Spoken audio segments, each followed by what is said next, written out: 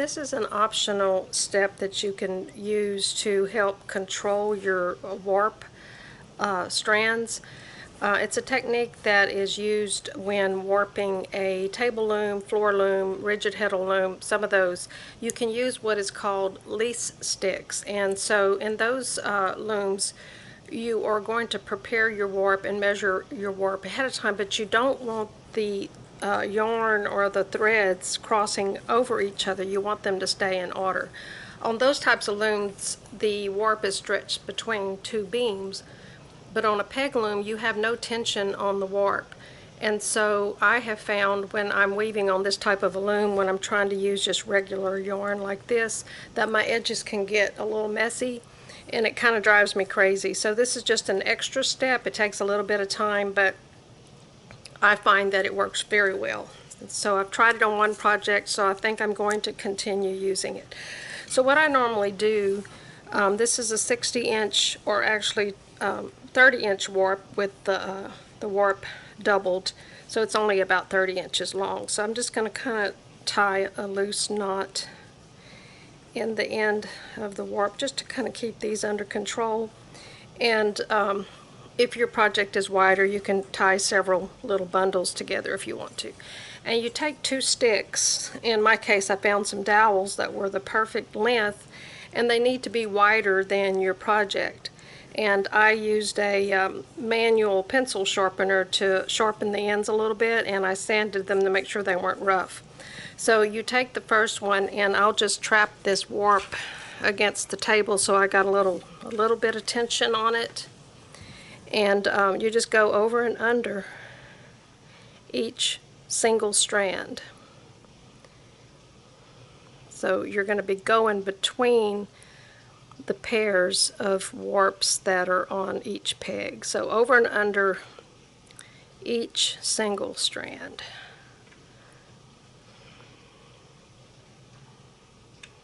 Doesn't take that much extra time, but for me it was well worth it. Okay, so you can kind of look at it and see if you missed any. You can tell pretty much right away. So I'm just going to rest that one up there for now. Then I'm going to take the second one and I'm going to do just the opposite. Instead of going over under, this time I'm going under over. So my second lease stick is going under the opposite strands.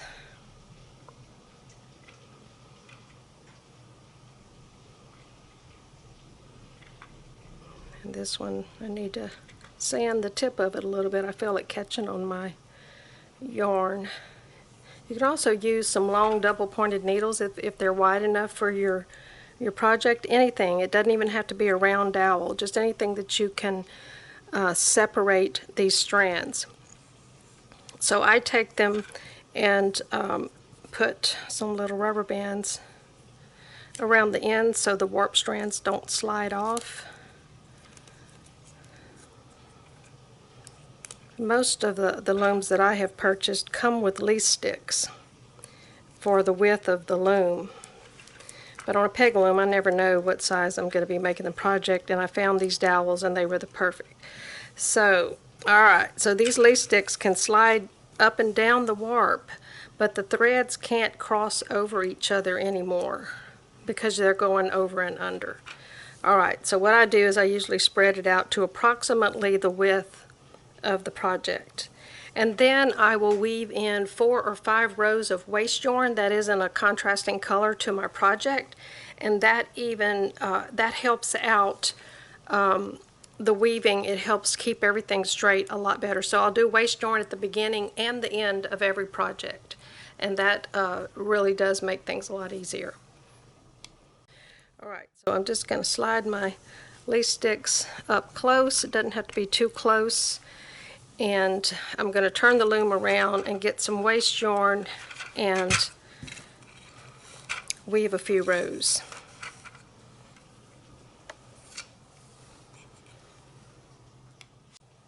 So I've just got this dark burgundy yarn here. This yarn that I'm using for the project is a multicolored yarn, so it was kind of hard finding a contrast yarn to use as my waste yarn. So you know how to weave on one of these. So I'm going to do probably, I'm going to count one row from left to right, and then 2, 3, 4. Some people count one row as going all the way back, but I'm going to do about 6 rows back and forth. Alright, I'm going to leave the lease sticks in for the entire project. On most looms, the lease sticks are removed once you've got your loom threaded and the reed slayed and all that. You don't need it anymore, but for my project, the purpose of using these is to help me to control the warp throughout my project. So I've got my few rows of waste yarn in. I'm going to go ahead and weave to the almost to the top of these pegs, and I'll come back when it's time to advance the warp so I can kind of give you an idea of what that looks like with the lease sticks in place. I don't know why it's so hard to videotape weaving on a peg loom. I guess it's because I just can't get my camera at the right angle, but I've got enough on here to demonstrate advancing the warp with the lease sticks in place. I've got my little yarn that I had left over. I've got it bundled in a little butterfly here to keep it out of the way. I want to make note of where my yarn is coming out so that when I put this last peg down, I put it down to the left of this yarn so that I can continue weaving once I've got everything advanced. So just for the purpose of this video, I'm going to first take the pegs out, and hopefully you'll be able to see what's going on here, and I'm going to just pull them out. I'm going to hold these others down. I'm going to pull them out just enough to get the warp pulled out, and the first peg's always a little tight, and as you can see, the lease sticks are not preventing me from pulling up the amount of warp that I need. So I'm just going to go across the loom, making sure I don't twist these things, and put the pegs back down where they came from, pulling each one out. So before I go any further, I just want to double check and make sure I didn't cross any of my pegs. I did have a couple of them I had to uncross because I was taking them in and out so fast I was letting the loops grab the pegs that are next to it. So just make sure everything's the same as it should be, and that this warp tail here is going between those pegs. So just to make it easier, I'm going to turn everything around. I don't always do this, but I think it might show better on the video if I do. As you can see, the waste yarn is really helping these first few rows of weaving. These are my good rows starting right here. They all look nice and even. The waste yarn gets a little bit wonky toward the beginning, but that doesn't matter because that is not part of my weaving. So what I do at this point is I want to shorten these because I like to start weaving with my yarn all the way back up to my cloth, all the way back up to the pegs. So as you can see, you have each pair of warp threads go over and under, so you can take a couple of pairs at a time, and I just kind of anchor my hand here on the lease sticks. Let me move this up a little bit, and I just pull until my cloth gets pretty close to the top.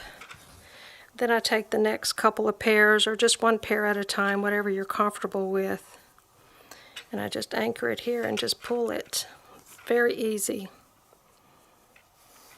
And I'll just tweak it going in this direction, and then I'll get them a little bit closer going back the other direction.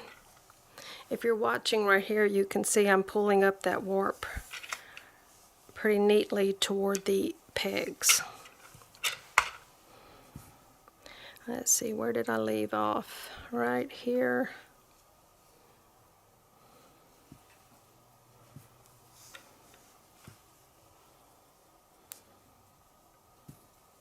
I usually make 2 passes on this, so on a large project you may want to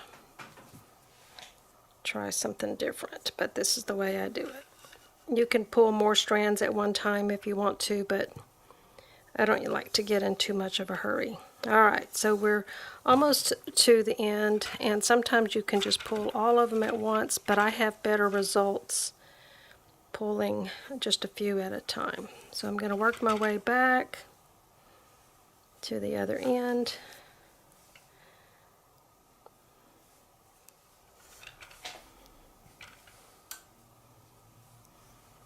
And it's not necessary at this point to get your cloth in the right density, what I'm trying to do is close the gap at the top so my eaving, it's hard for me to work and talk at the same time.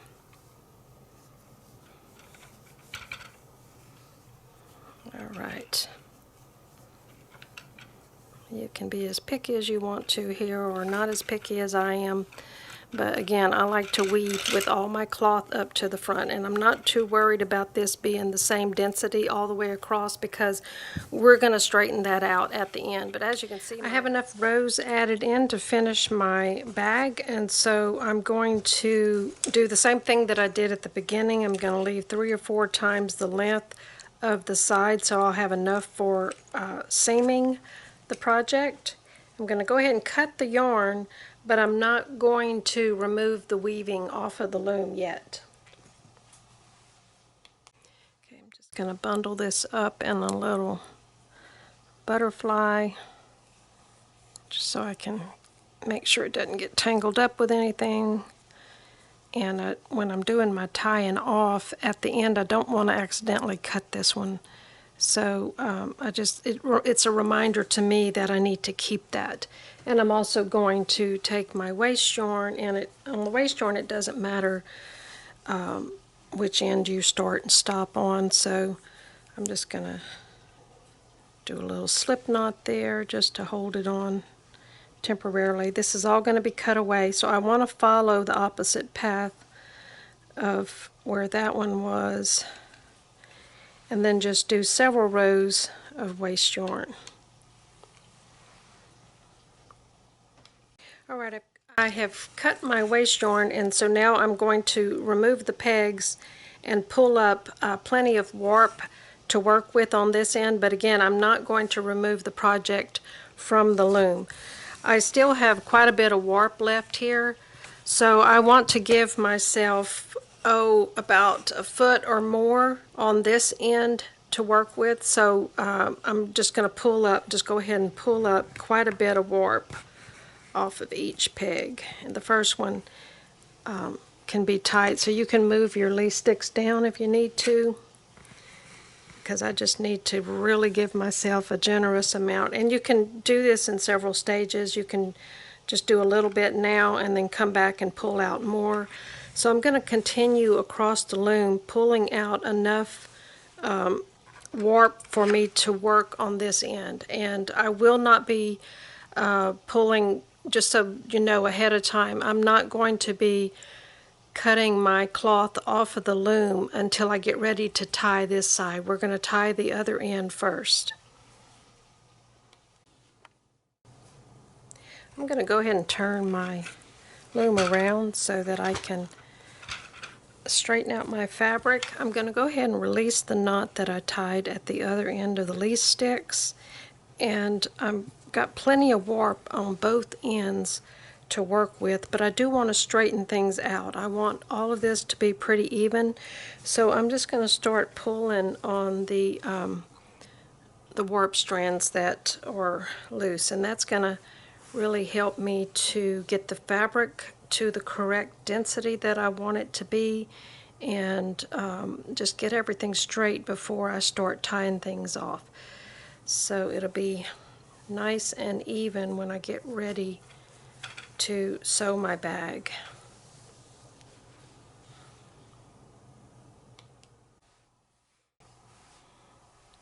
If you need to, you can put a little weight on your the weaving. I do find it helpful. You can use coasters or whatever you have.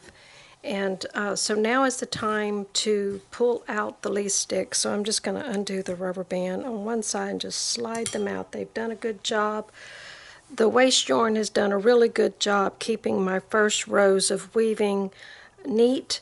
So I'm going to go ahead and just clip 1 or 2 loops. I'll just clip that knot off. Make sure you're not cutting your warp and that you're only cutting the waste yarn.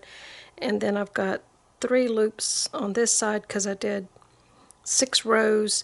So I'm going to just cut the loops, and before I snip, I'm going to make sure I only have the waste yarn, and I'm going to snip each one of these loops that went around the pegs, and you can do this on either end, it doesn't matter.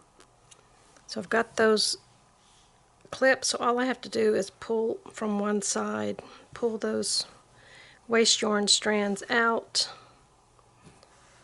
and we've got a nice, neat edge. All right,